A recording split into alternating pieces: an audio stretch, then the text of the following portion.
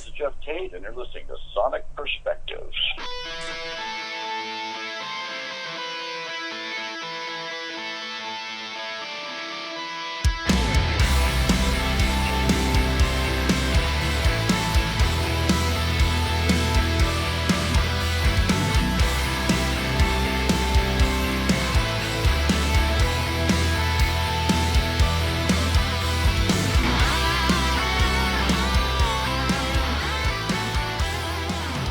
Hello again, prog and metal lovers. I am Rodrigo Altaf with another interview for Sonic Perspectives. This is a very special day for me because my guest today is an amazing singer and someone I have admired since I was 14 years old. Please welcome Mr. Geoff Tate. Hi, how are you? Good, good. Hey Geoff, thank you so much for setting up time for this interview, and we are here to talk about the new album you're part of called Sweet Oblivion. Tell us how this collaboration started. Well, it was kind of an interesting project for me, actually. Quite different than I've ever done before. I was introduced to Simone Mularoni, who's an exceptional guitar player, by a gentleman at my record company. And he thought that perhaps Simone and I would find some kind of musical context in order to develop some music or songs or an album, perhaps. So he put us in touch, and we started emailing back and forth and texting back and forth and sharing musical ideas until we had an album. And funny enough, the whole album was written and recorded in the virtual internet world without us having ever formally met each other. We had yet to have a phone conversation or met personally, so we've only communicated back and forth, via email or text. So it was really an interesting way to make a record that I've never done before. Yeah, absolutely. And I was aware of Simone, of course, from DGM, which is fantastic. But how did the other two members get involved? I think that they were people that Simone knew and was interested in working with. Okay. And there are talks already of it being the album of the year or one of the favorite albums of the year. And that's in a year where there's surprising albums and many other releases. Have you heard similar reactions, and are you bothered with reviews or comments like that or not? No, I haven't heard that. That's encouraging and interesting to know. Yeah, I've only seen positive reviews, and in my case, at least, I love the album. I can't get it off my playlist. Oh, good. Yeah. Let's talk about the first single and also the first song of the album, True Colors, which has this great video that expands on the theme of betrayal a little bit. Are the lyrics to this song based on your personal experience or not really? Well, yeah, everything is kind of based on personal experience, really. I typically don't like to comment too much on lyrical content. I like people to sort of discover the album, for themselves, because I think people kind of they personalize lyrics and music, and it becomes about them, which I'm fine with. I like that concept, and so yeah, I think people will make it what they want to make it. Right, fair enough. But there's also an amazing acoustic version of Disconnect on the Japanese version of the album. I honestly can't decide which one I like best, the acoustic or the one on the standard CD. Did you record more acoustic versions of the songs on this album or not really? I think so. I honestly can't remember. Okay. And I think the track that most resembles your previous work is the title track, Sweet Oblivion. The bass line, I think, is similar to what Queensrÿche did, and the chorus kind of reminds me of I Don't Believe in Love. Would you say this is a result of Simone's love for your work in the 80s or not? Well, I think that's where we started. That was the premise was that, he was a guitar player that was very influenced by my music. And so if we got together, maybe we could find some common ground. And that was really sound logic, because that's what attracted to me to the project in the first place, was that it sounded like what I'd done before. Right. There are also some upbeat moments on the album, like Recess from My Fate and The Deceiver. So it's a kind of a very varied album, which keeps it fresh and contemporary, would you say? Or well, I'm not sure if that what constitutes fresh and contemporary, having a varied album, but it's important to me Yeah. to have a varied album. I think if you're going to have a group of songs that are put together that are, unrelated as opposed to a concept record, I think it needs to be varied. It helps. Yeah. And in parallel with that, you're kind of closing a chapter now with the last dates of the tour, celebrating the 30th anniversary of Operation Mindcrime, coming in a few days. How does it feel to close that door once and for all? Well, I wouldn't say it's once and for all. It's really been an amazing experience, actually, touring this album. Again, I didn't think it was going to be as extensive of a tour as it has become. It's been 24 countries in a year and a half, of pretty consistent touring. Yeah. And then there's some dates I'm doing in September, October on the West Coast of America that will be the last of the shows. Okay. But, it feels wonderful, actually, to have this album still be appreciated by so many people, and to know that so many people are interested in hearing it performed live. All right. Wonderful feeling. Yeah. And you also mentioned that next year you play Empire in full, which also celebrate 30 years next year. And a box set will also be released to celebrate the anniversary. What's the first thing that comes to your mind when you think of the time Queensrÿche put out Empire? What kind of memories do you have of that time? Well, the Empire tour was a massively extensive tour. In fact, it was the longest tour that the band had ever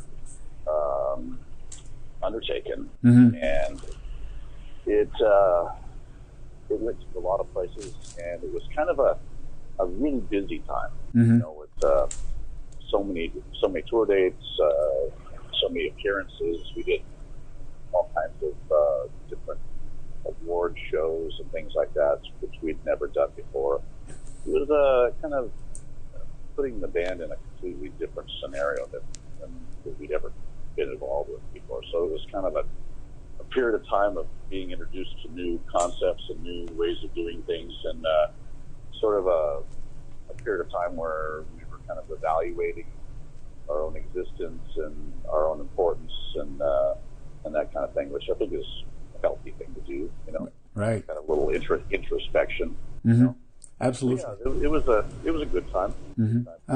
Personally, I have a great memory of that time because I saw you at the Rock in Rio in 1991 on this amazing bill. It was you guys were releasing Empire, Megadeth touring Rust in Peace, Judas Priest with Painkiller, and Guns N' Roses also with Use Your Illusion on the same night. Do you remember that show in particular in Rio? Oh yeah, very much so. I think it was an amazing show. Biggest show I've ever performed at. Actually, there was 225,000 people there. Yeah. Well, I was one of them, so thank you for that, man. It's good memories of the early 90s for sure. Can you tell me a little bit about the reissue that you're planning? I think there's going to be a bonus disc, right? Is anything you can disclose at this time of what's going to be in the bonus disc material? Or I sure wish I could tell you everything about it, but they said they don't want to mention anything until the time gets closer, and they're going to do a full press release and the whole thing about it at that point. Fair enough. Do you think you'll go out celebrating other Queensrÿche albums later on? Some of them have aged quite well, I think, like Here in the Now Frontier, Promised Land, maybe? Perhaps. Yeah, perhaps. I really love the Promised Land album. That was one of my favorites. Yeah. But, possibly. Possibly. Empire especially is important to me because it's an album that I never got to play every song on the album live before. This will be a first time for me to be able to perform the record in its entirety, and kind of a dream come true for me, actually. All right, I see. Let's talk about yet another great album released this year that has your name on, Advantageous Moonglow. You sang on two tracks, Invincible and Alchemy. What is it like to record with them, and how much freedom do you have to create in an environment like that? Oh, it was a wonderful experience. It was my second time working with Advantageous. The first time I recorded on the Ghost Lights album, a song called Seduction of Decay. And this album, Moonglow, performed on two songs, as you mentioned, and we recorded vocals in Frankfurt, Germany. Right. And it was wonderful experience. Sasha is an amazing producer, very easy to work with, and working with Tobias again was very enlightening. He's a very charismatic young man. I really admire him. Such a powerhouse singer, too. I just completed the Avantasia World Tour with him this last month. Yeah. You know, it's a 3.5-hour show every night. Oh, wow. It's a long one. Yeah. And, you know, he is singing so much of it. And he doesn't hold back. You know, he just pushes hard every night. It's so inspiring to see a young singer like that, because so many young singers, they don't have stamina, you know, and strength. They just kind of peter out, you know. Right. And Right. Tobias he's a powerhouse. He goes for it every night. I have so much admiration for him. Right. And also, you know, the band itself is an incredibly talented band. So tight. Every night, just laying it down, so consistent. And the singers that we have, there's 7 vocalists on the tour, and they're all exceptional singers. So different from each other, but also special, you know. Right. And it's kind of a family, very supportive environment where everyone is working together to support each other and push the show along and make it the best show they can make it. Right. It's so refreshing in that kind of environment. So will you be on the dates in the second half of this year as well with Avantasia or not? Yeah, I'm starting July 10th, I think, in Europe for the festivals that they're doing. Right, cool. And I'll take a quick sidetrack if I can. One thing I can't not ask you about is the Trinity tour of a few years ago with you, Tim Ripper Owens, and Blaze Bayley. Do you think that could have turned into a more steady collaboration between the three of you? Maybe a studio album eventually, or not really? Well, it never was really talked about or planned that way. Okay. It was sort of a one-off kind of thing that we tried doing, but honestly, it was just very, very difficult to get everybody's schedule aligned. I see. And make it work. Which is too bad, because it was fun while it lasted, definitely. Absolutely, yeah. Going back to your band, Operation Mindcrime, you released a trilogy a couple of years ago. It was completed in 2017, I believe. And I saw in an interview that you have a lot of material written. Is it in the same vein of that trilogy? And what's the plan for a follow-up studio album? Well, I have a lot of material written, and I have a lot of material left to complete as well. And this summer, while I'm in Europe, I plan on working a lot on it, hopefully come to some conclusions on some of the unfinished material. I see. I haven't decided on how I'm going to release it yet. I'm kind of leaning towards finding out more information about different ways of releasing material nowadays, because there's so many different options rather than the old school way of creating an album and then putting it out on a record company, that kind of thing. I'm sort of looking at other alternative ways. Right. You mean one song at a time, or? Yeah, I don't know. There's all kinds of new ideas on how to do that. That are I'm kind of in exploratory mode right now. Okay. Well, obviously there's a lot on your plate with Avantasia, your solo shows or Operation Mindcrime shows, and Sweet Oblivion. What kind of actions will you put in place so that you don't compete against yourself with so many releases altogether? Well, I don't really think of it as competing, you know, honestly. I'm actually not interested in competition at all when it comes to music.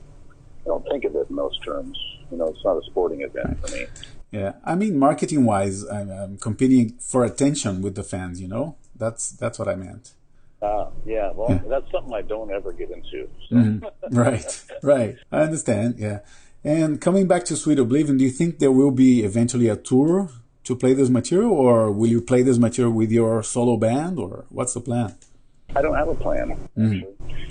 Yeah, I never went into it with a plan involved, really. It was more of a, you know, kind of an inspirational moment. Perhaps, a tour would be in order once we had another album.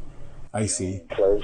Mm-hmm. Maybe some time go by, Mm-hmm. I'm just honestly, I'm booked to the end of 2020 right now, so I can't Oh, wow. Mm-hmm. make any solid plans. I see. Uh-huh. Yeah. Which is a good place to be. I'm very, very happy and feel very grateful for that. Oh, absolutely. Yeah. Well, I hope a tour materializes, man, because I love the album. So I'll keep an eye out for that for sure. All right. Yeah. Yeah. I'm actually quite surprised by the reaction. The reaction to it. Mm-hmm. I'm pleased, but rather surprised, actually. Right.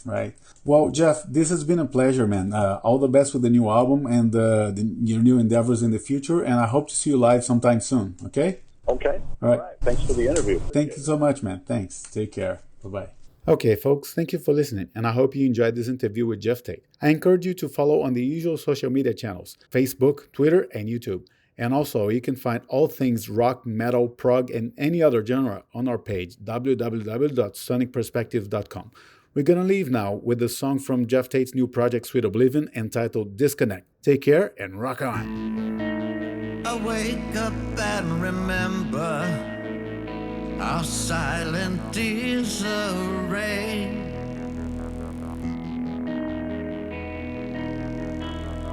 And then you'll finally realize that I was falling.